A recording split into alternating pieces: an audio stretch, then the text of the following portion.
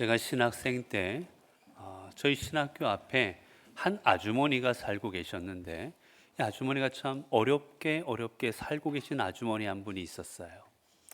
그 소식을 듣고 저희가 아주머니에게 이야기를 했습니다.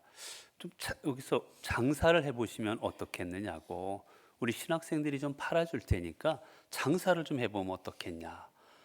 그랬더니 장사할 장소를 빌릴 수가 없는 거예요.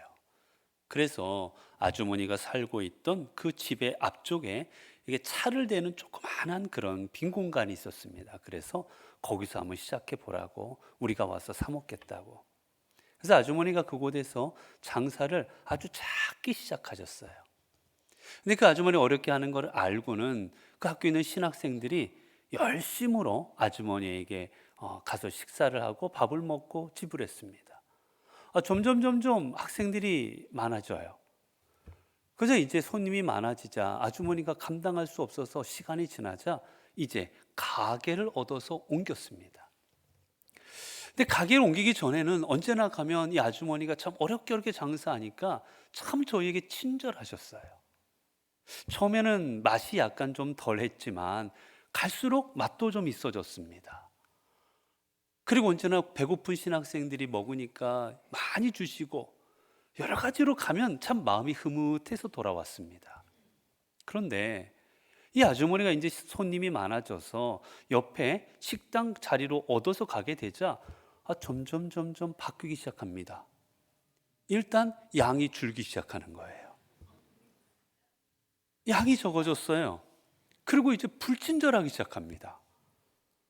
불친절하고 양도 줄고 맛도 사실 점점 없어지기 시작하는 거예요. 결국 신학생들이 가는 발걸음이 점점 뜸해지기 시작합니다. 결국 신학생들이 가지 않는 식당이 되어버리고 말았어요. 그럼 얼마 지나자 나중에 보니까 결국은 식당이 문을 닫아버렸습니다. 여러분, 우리는 가끔 그런 말을 합니다. 저 사람 변했어. 저 사람 변했어 라는 말을 합니다. 여기서 그 사람 변했어 라는 말은 뭐겠습니까? 그 사람이 이전 같지 않다라는 거예요. 물론 여러분, 사람은 변할 수밖에 없습니다. 제가 우리 교회 온 지가 어느덧 9년이 되었는데 그때하고 저를 봐도 많은 분들이 그래요. 아이고 목사님, 그때는 참 이랬는데 지금은 어쩌다가 이렇게 됐냐고 저를 보시고도 안타까워하는 분들이 있어요. 흰머리도 생기고 하여튼 이런저런 이야기들 하십니다. 여러분, 사람은 변할 수밖에 없습니다. 근데 그 변하는 모습도 점점 나이를 먹어감에 따라서 힘이 없어지기도 하고, 나이가 먹었다 해서 흰머리가 생기기도 하고, 그러나 반면 좋은 변화도 있습니다. 더 성숙해지기, 좀 더 아는 게 많아지기도 하고, 좀 더 사람을 대하거나 이런 것에 있어서 좀 더 낫게 대하기도 하고, 우리는 그런 것을 뭐라고 말합니까? 성숙되었다라고 말합니다. 성숙되어지는 변화는 우리에게 긍정적인 변화인 거예요. 좋은 변화입니다. 그런데 아까 앞에서 말씀드렸다시피 사람이 그렇게 되면 안 되는데 변화되는 것, 저 사람 변했어, 이런 것도 우리 뭐라고 말합니까? 변질되었다라고 말합니다. 여러분, 변화와 변질은 조금 다릅니다. 변질은 변하면 안 되는 게 변한 거예요. 본질이 변해버린 겁니다. 여러분, 음식이 상한 거는 변질된 겁니다. 그런데 같은 쌀이라도, 같은 김치라도 김치볶음도 하고 김치찌개도 하고 여러 가지로 하는 것, 이거는 변화입니다. 사람은 끊임없이 변화되어야 됩니다. 좀 더 나아가면 변화를 통해 성숙되어져야만 합니다. 갈수록 사람은 더 성숙한 모습으로 변화되어야 돼요. 그러나 사람이 변질되면 안 됩니다. 사람으로서 변하면 안 되는 그 안에 가지고 있는 아버지로서의 본질, 어머니로서의 본질, 사람으로서의 본질, 이 본질적인 것들이 변하면 안 되는 거예요, 여러분. 우리는 그리스도인의 본질이 있습니다.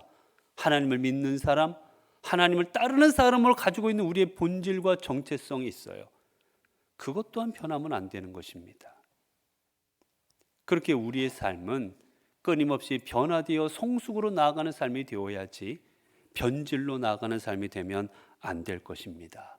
왜냐하면 변질로 나아가면 그 삶은 결국은 자기 자신을 망칠 뿐만이 아니라 다른 사람들도 망치게 만들어 버리기 때문이에요. 여러분, 제자들이 어땠습니까?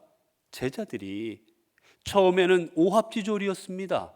뭐가 뭔지도 몰랐어요. 예수님이 아무리 3년을 데리고 다니며 말씀하셔도 깨닫지를 못합니다. 무엇이 진리인지, 예수님이 가시는 길이 무슨 길인지를 깨닫지를 못했어요. 그러던 그들이 어떻게 됩니까? 점점 변화되어 갑니다. 부활하신 예수 그리스도를 만나고 그들이 성령을 체험하고 나서 그들은 완전히 다른 사람으로 변화가 됩니다. 그들은 내 자신의 육신이 찢길지라도, 비록 내가 죽음의 자리로 나아갈지라도 주님을 배신하지 않고 주님을 따르는 위대한 사도들이 될 수가 있었던 겁니다. 반면 가룟 유다는 변질의 삶을 살아갑니다. 그는 주님의 제자였어요. 바뀌면 안 되는 제자로서의 그의 가지고 있는 본질이라는 게 있었습니다. 그러나 그는 그것을 내버려버립니다. 은 30에 주님의 제자라는 본질을 내버려버리고 주님을 팔아버립니다. 그의 인생은 어떻게 됩니까? 결국 비참한 인생으로 끝나버리고 마는 거예요. 여러분은 어떤 인생을 살아가고 계십니까? 끊임없이 주님을 향하여 변화하며 나아가는 그런 삶을 살아가고 계십니까?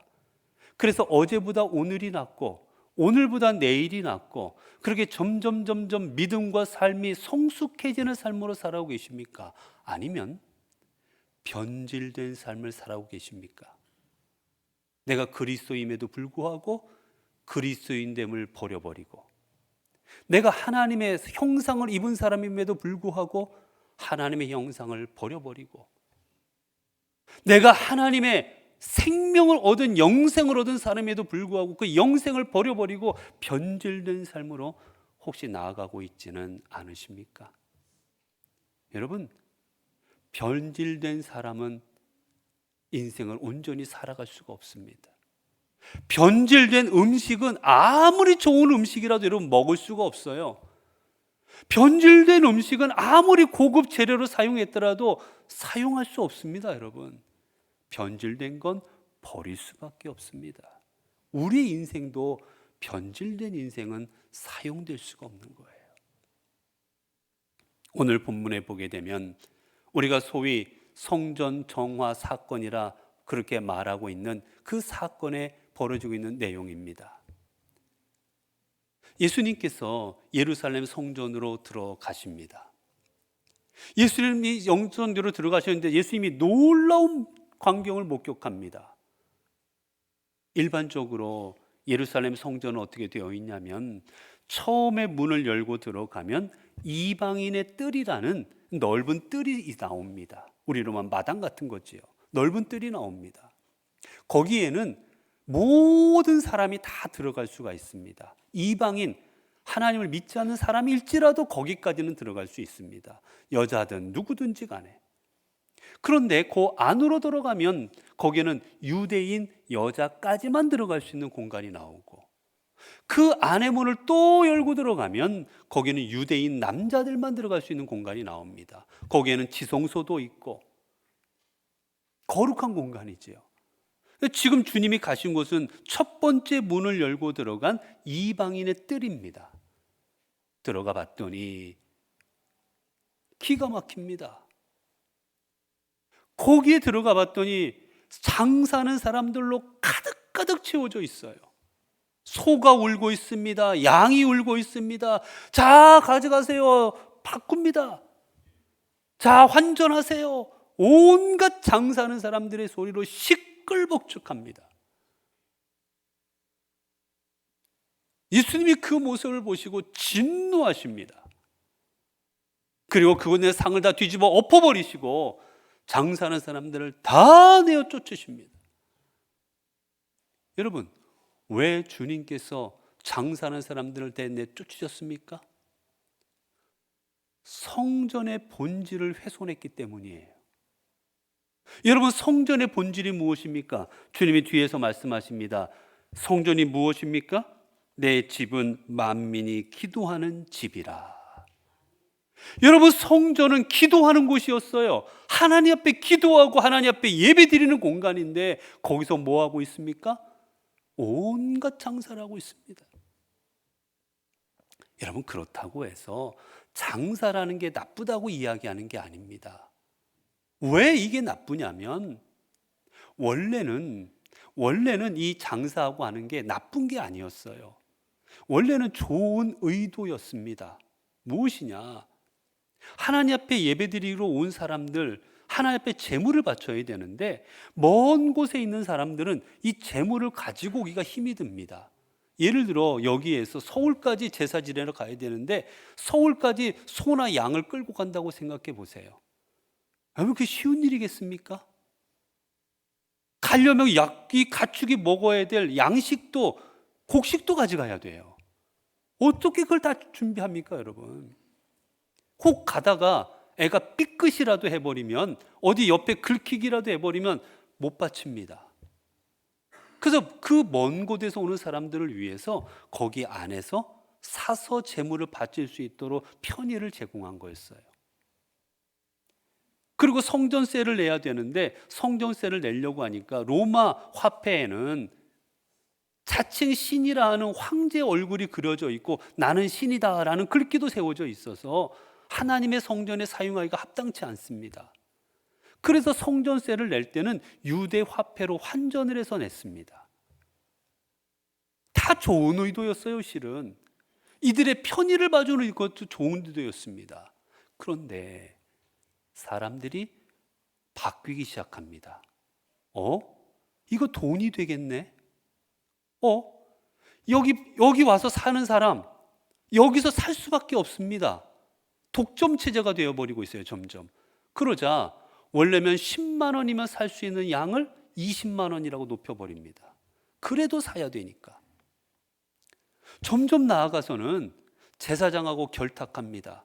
이 짐승이 제사 지낼 수 있는 짐승인지를 판별하는 사람이 제사장인데 제사장이 부탁해요. 밖에서 가져온 가축은 무슨 구실을 대더라도 다 퇴짜 놓으십시오. 그래서 우리가 파는 것만 살 수 있게 해주십시오. 그래서 가져온 가축은 다 퇴짜입니다.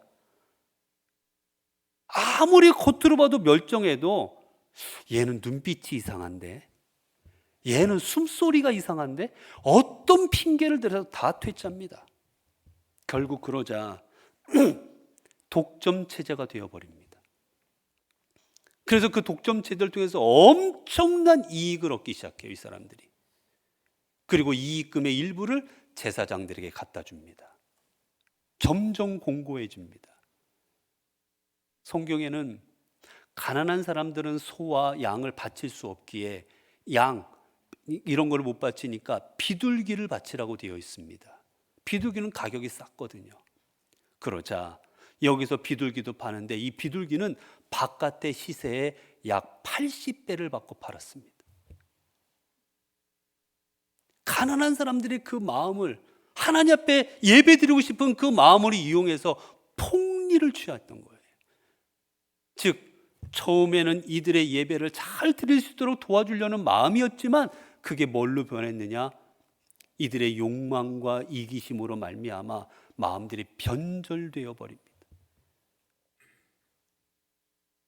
본질, 이 성전의 본질은 예배드리는 거고 하나님 앞에 기도하는 게 본질인데 성전의 본질이 바뀌어 버립니다. 장사하고 돈 버는 곳으로. 그러자 그것은 어떻게 됩니까? 가장 죄악과 시커먼 탐욕스러운 곳으로 바뀌어 버립니다. 그 거룩한 성전, 가장 거룩게 될 성전이 가장 추악한 곳으로 변해버리는 거예요. 그러자 그것을 본 주님께서 상을 다 뒤에 엎어버리십니다. 내 아버지의 집을 너희들이 강도의 소굴로 만들어버렸다. 왜 너희들이 이곳을 만민이 기도하고 주님 앞에 나아가는 이곳을 너희들이 장사하는 집으로 만들어버리고 강도의 소굴로 만들어버렸느냐고 그들을 향하여 질책하시고 진노해 버리십니다. 여러분, 주님은 변질되어 가는 것, 본질을 잃어버려도 변질되어 가는 것, 그것을 용납하지 아니하십니다. 유대인들이 어땠습니까, 여러분? 유대인들은 하나님께서 그들에게 주신 율법을 생명처럼 여겼습니다. 할례를 받아라. 그리고 너희들이 십계명을 지켜라. 이 자신에게 준 율법을 생명처럼 여겼어요. 근데 여러분, 십계명의 본질이 무엇입니까?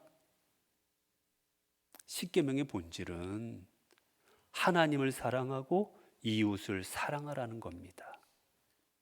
그런데 유대인들은 본질은 잃어버립니다. 하나님을 사랑하지 않아요. 이웃을 사랑하지 않아요.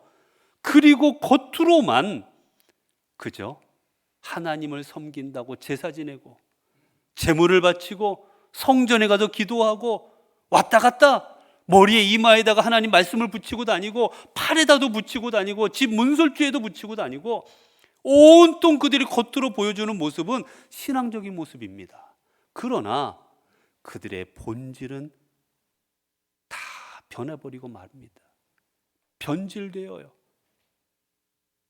하나님을 사랑하는 게 아니라 돈을 사랑하고 이웃을 사랑하는 게 아니라 이웃을 등치어서 어떻게든 이익을 얻어먹을까 생각하고 그들은 본질을 잃어버린 하나님의 백성, 하나님의 거룩한 선민이라는 본질을 잃어버린 채 살아갑니다.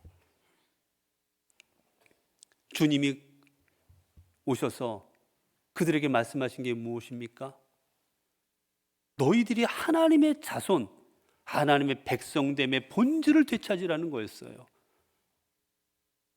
하나님이 임재하시는 삶, 그 본질을 되찾으라고 그들에게 말씀하시는 겁니다. 네, 여러분, 변질된 사람의 특징이 무엇인지 아십니까? 변질된 사람은 다른 사람의 말을 듣지를 않습니다. 변질된 사람은 변질되었다고 빨리 제대로 가라는 그 진리의 말을, 진리를, 생명을 받아들이지를 않는 거예요. 주님께서 그들에게 몇 얘기를 하셔도 안 받아들입니다. 실은 오늘 본문 속에서는 예수님께서 이 공생의 마지막에 예루살렘에 입성하시는 거 나와 있지만 요한복음에 보게 되면 2장에 예수님께서 그 전에 이미 한 번 예루살렘에 입성하신 걸로 나옵니다. 가나의 혼인잔치 이후에 이 예루살렘에 들어오니 그때 똑같은 일이 있었습니다. 그때 주님께서 상을 뒤엎으시고 똑같이 하셨어요. 너희가 어찌하여 하나님의 성전을 이렇게 만들었냐고 그들을 책망하셨습니다. 그런데 3년이 지난 후에 예루살렘 성전은 똑같았습니다. 하나도 안 변했어요. 그 모습 그대로입니다. 변질된 사람들은 변하려고 하지 않습니다. 변화를 받아들이지 않아요. 결국 주님께서는 그 상을 뒤엎으시고 거기 있는 사람들을 다 내쫓으셔서 강제로 성전을 정화시키십니다.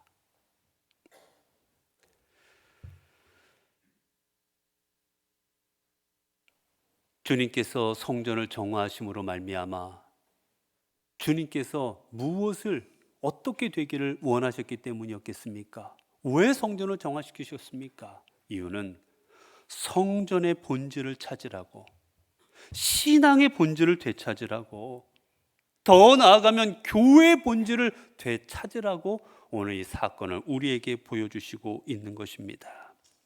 여러분, 이 말씀은 2000년 전에 있었던 사건이지만 실은 오늘 이 자본주의를 살아가고 있는 오늘 우리들에게 주시는 하나님의 음성이요, 하나님의 말씀입니다. 여러분, 오늘날 얼마나 많은 교회들이 있습니까? 얼마나 많은 이 땅의 성도들이 있습니까? 여러분, 그럼에도 불구하고 이 땅 그리고 이 민족이 정말 말씀 앞에 바르게 나아가고 있습니까? 정말 이 민족이, 정말 이 대한민국이 정말 신앙 가운데 서 있는 민족이라고 이야기할 수가 있습니까? 정말 곳곳에서 하나님의 정의가 있고, 곳곳에 하나님의 뜻이 이루어지고 있고, 곳곳에 하나님의 사랑과 말씀과 은혜가 곳곳에서 그렇게 풍성하고 있습니까?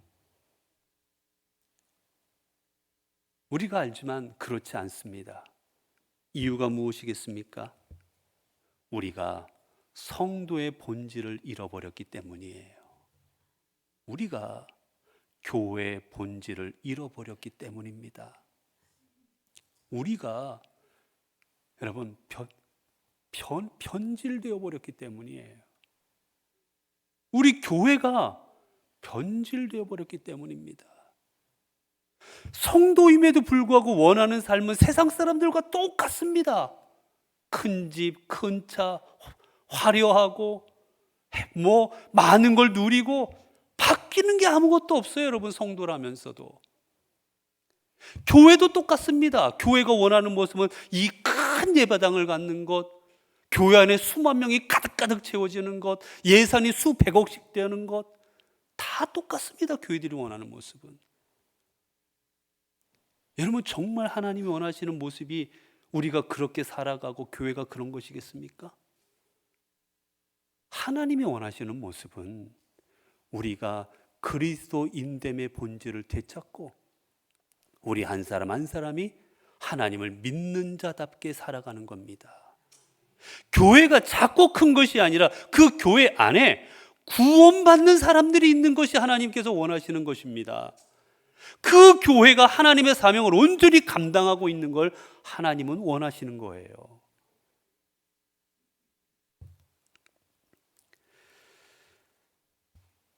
여러분, 하나님은 오늘 이 시간도 2000년 전에 예루살렘 성전을 정화하시면서 그들의 삶을 정화시키고자 했던 주님께서는 오늘 이 시간, 2000년 후인 이 시간도 오늘 우리 예배를 통해서 우리의 삶이 정화되기를 원하고 계십니다. 그래서 우리의 삶이 본질을 되찾기를 원하고 계십니다. 여러분, 그러면 우리가 어떻게 해야 우리의 삶이 정화되고 우리의 신앙이 정화되고 우리가 믿음의 본질을 회복할 수가 있겠습니까? 오늘 본문에 보게 되면 예루살렘이 정화되는 이 사건의 제일 중요한 게 뭡니까? 주님께서 성전에 들어가셨다라는 겁니다. 여러분, 그렇습니다. 성전이 정화될 수 있었던 이유는 주님이 그곳에 계셨기 때문입니다. 그렇게 보면 오늘 우리의 삶, 우리의 교회, 우리의 가정, 우리의 공동체가 변화되고 이곳이 정말 하나님께서 역사하시는 곳으로 변질된 곳이 아니라 정화된 곳이 될 수 있기 위해서 가장 중요한 건 주님이 이 자리에 임재하시는 것입니다. 그리하면 진리요 길이요 생명 되신 주님으로 말미암아 이곳이 우리의 삶이 정화될 것이기 때문입니다. 여러분, 우리가 예배드리고 있는 이곳, 여러분, 우리는 이곳을 뭐라 부릅니까? 예배당이라 부릅니다. 그리고 우리가 예배드리고 있는 이곳을 뭡니까? 교회라고 부릅니다. 여러분, 이곳이 교회일 수 있고 이곳이 예배의 땅일 수 있는 이유가 뭔지 아십니까? 이곳에 하나님이 함께 하시기 때문입니다. 하나님이 이곳에 계시기 때문에 여기가 예배당인 거예요. 여러분, 하나님이 계시기 때문에 여기가 교회가 될 수 있는 겁니다. 하나님이 계시지 않는다면 여기는 건물일 뿐인 겁니다. 그저 사람들이 모인 건물인 거예요. 하나님을 중심으로 우리가 모여서 예배드리니까 이곳이 예배당이 되는 거고, 하나님을 중심으로 우리가 모여서 신앙생활하니까 여기가 교회가 되는 겁니다.